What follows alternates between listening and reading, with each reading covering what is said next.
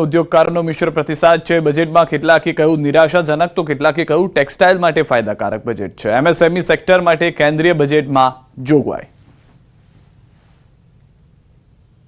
આ બજેટની અંદર જેમ્સ એન્ડ જ્વેલરી સેક્ટરને ઘણી આશાઓ હતી, કારણ વર્લ્ડ વાઇડ જે પ્રમાણે યુદ્ધના માહોલના કારણે અને અમેરિકાના ટેરિફના કારણે જેમ્સ એન્ડ જ્વેલરી સેક્ટરનો જે ગ્રોથ થવો જોઈએ એ ગ્રોથ અટકી ગયો હતો।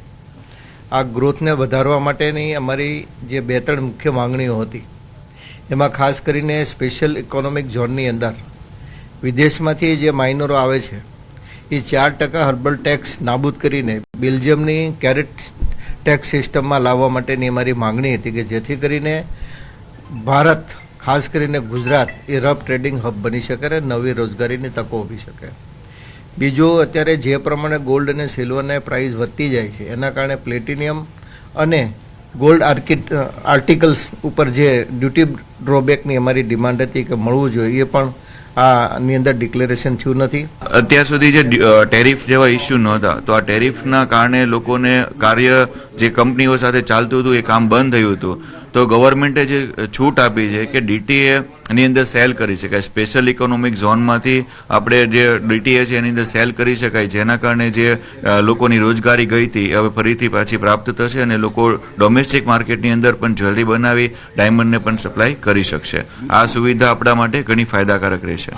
એક્સપોર્ટની અંદર જે ડ્યુટી 10 લાખની લિમિટ હતી એ હટાવી અને ઝીરો અનલિમિટેડ કરવામાં આવી છે અને કોઈ પણ પાર્સલ આપણે મોકલીએ છીએ તો પાછું લાવવામાં પ્રોબ્લેમ થતો હતો, તો એ પ્રોબ્લેમ બી સોલ્વ કરવામાં આવ્યો છે। એટલે અને બીજા એમએસએમઈ માટે આપણે જો જેમ્સ એન્ડ જ્વેલરીને બેનિફિટ આપી શકીએ તો 10,000 કરોડ આપેલા છે, તો જેમ્સ એન્ડ જ્વેલરીમાં એમાં બી એમનો વિકાસ થશે।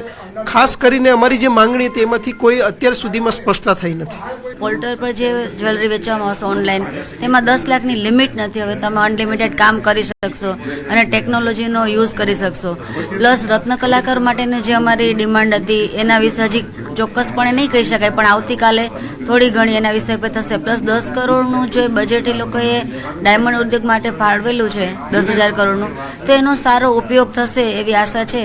બાકી તો સબકા સાથ સબકા વિકાસ આપણે આશા રાખીએ કે આમાં કંઈ સારા દિવસો આવશે।